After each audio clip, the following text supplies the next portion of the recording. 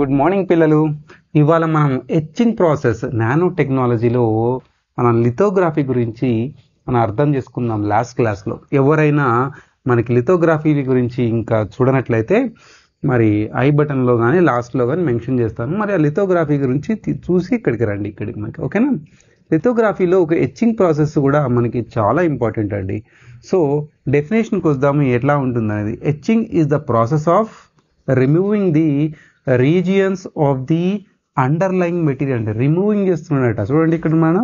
So last క్లాస్లో లిథోగ్రఫీలో మనం observe చేసినట్లయితే పిఆర్ మెటీరియల్, ఫిల్మ్, సబ్స్ట్రేట్ మీద ఫిల్మ్ పెట్టాం, పిఆర్ పెట్టాం, ఓకేనా.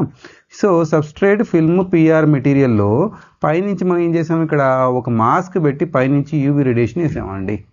ఓకే, మాస్క్ పెట్టి యూవీ రేడియేషన్ని వేసాము. వేయడం వల్ల ఏమవుతుంది, ఈ రీజియన్లో మనకి ఆ పిఆర్ మెటీరియల్ వెళ్ళిపోతుంది.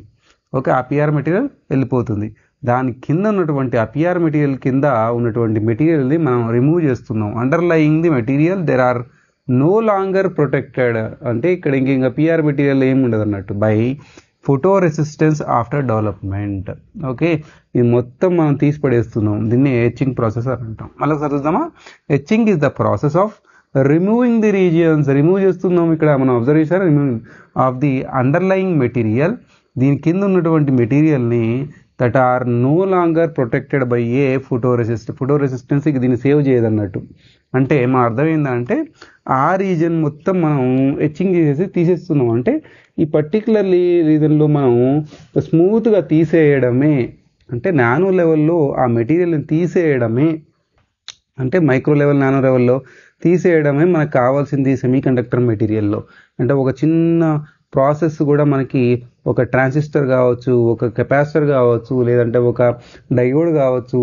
ఆ ఎచ్చింగ్ ప్రాసెస్ మనకి చాలా ఇంపార్టెంట్. మనకి చెప్పిన లాస్ట్ క్లాస్లో చెప్పినట్టు ఎచ్చింగ్ ప్రాసెస్తోనే మనం ఒక ఐసీని తయారు చేస్తాం. ఫ్యాబ్రికేషన్ అంటే చాలా మైక్రో లెవెల్లో తయారు చేస్తున్నటువంటి ఒక్కొక్క ట్రాన్సిస్టర్ దీని మీద డిపెండ్ అయి ఉంటుంది. రేట్ ఆఫ్ ఎచ్చింగ్ గురించి మాట్లాడితే R etching is equals rate of etching is equals depth into time. Depth, time రెండు ఇంపార్టెంట్ అండి. మనం ఎచ్చింగ్ చేస్తున్నాం ఎంత దూరం వరకు ఈ లేయర్స్ ఒకటే లేయర్ ఉండాలి కదా. ఇక్కడ చూడండి, సింగిల్ క్రిస్టల్ కూడా ఉంటుంది, పాలీ క్రిస్టల్స్ కూడా ఉంటుంది. థిన్ ఫిల్మ్ మనం అబ్జర్వ్ చేస్తే పాలీ క్రిస్టల్స్ ఉంటాయి. Layered structure generally semi conductors మనకి ఐసీస్ అబ్జర్వ్ చేసినట్టయితే లేయర్డ్ క్రిస్టల్ స్ట్రక్చర్స్ ఉంటాయి మనకి. అప్పుడు మనం ఎంత డెప్త్ వరకు దాన్ని, ఎన్ని లేయర్స్ దాన్ని ఎచ్చింగ్ చేయాలి, అంటే ఎన్ని లేయర్స్ మనం తీసేయాలనేది దాని ఇంపార్టెంట్. ఎంత టైంలో తీసేయాలనేది కూడా ఇంపార్టెంట్ అండి.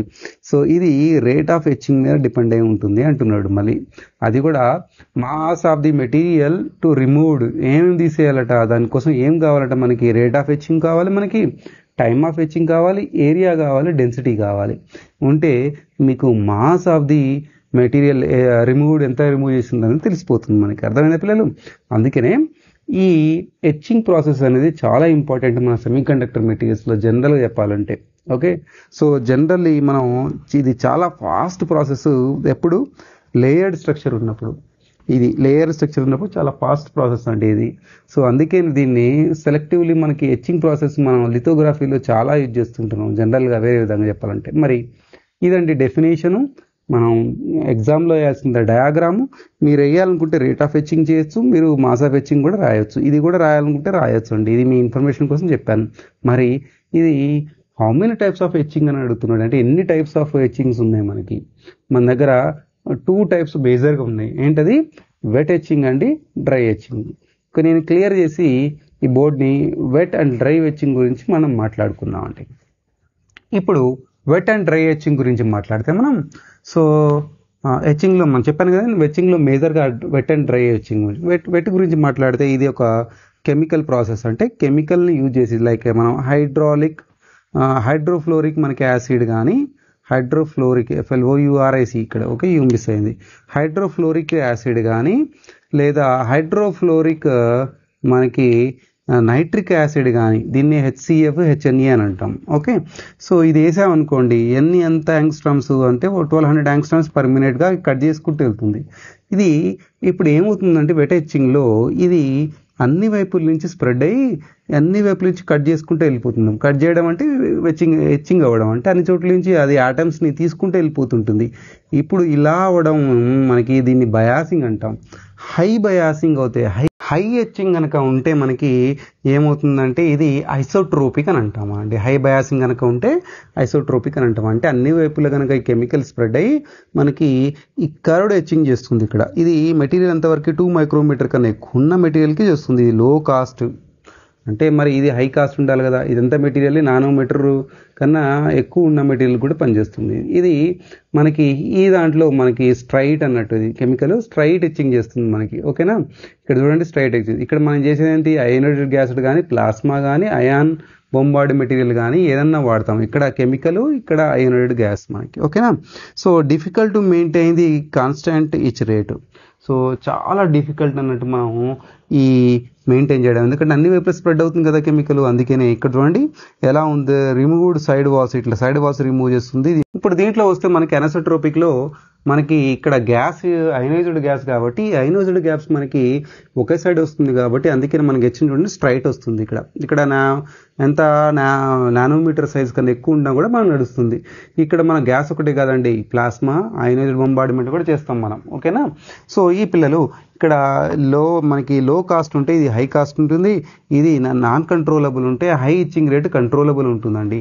సో ఇక్కడ చూడండి ఇక్కడ మనకి రౌండెడ్ సైడ్ వాల్స్ మనకి హెచ్చింగ్ అవుతాయి. ఇక్కడ చూడండి స్ట్రైట్ వాల్స్ హెచ్చింగ్ అవుతున్నాయండి మనకి ఇక్కడ. ఇది చాలా యూస్ఫుల్ ఏంటంటే రీసెర్చర్స్కి మల్టీ లేయర్స్ ఉన్నప్పుడు జనరల్గా మనం సెమీకండక్టర్ ఇండస్ట్రీలో మనం వాడేటప్పుడు మల్టీ లేయర్ ఉన్నప్పుడు ఇక్కడ ఒక స్లో హెచ్చింగ్, ఇక్కడ ఫాస్ట్ హెచ్చింగ్ చేయడం వల్ల దాని ఏమవుతుందో అంటే ఒక లేయర్లో స్లో హెచ్చింగ్, ఒక లేయర్లో ఏమో ఫాస్ట్ హెచ్చింగ్ చేయడం వల్ల కింది వరకు మనకి ఇది చూడండి మనకి ఇక్కడ స్ట్రైట్ అనిసోట్రోపిక్ వచ్చేస్తుంది మనకి. అవునా, ఇది సపోజ్ మనం 100 మైక్రోమీటర్ డైమెన్షన్ ఉన్నటువంటి ఈ మెటీరియల్ తీసుకుంటే 10 మైక్రోమీటర్ వరకు హెచ్చింగ్ చేయొచ్చు అండి మనము. అదేవిధంగా సో మనం అబ్జర్వ్ చేసినట్లయితే దీంట్లో డిఫరెన్సెస్ ఏంటంటే పిల్లలు, ఇప్పుడు దీంట్లో మనకి వెట్ హెచ్చింగ్, డ్రై హెచ్చింగ్ నడుస్తుంది. ఓకే, వెట్ హెచ్చింగ్లో మనకి బయాసింగ్ ఉంది, దీంట్లో బయాసింగ్ లేదు.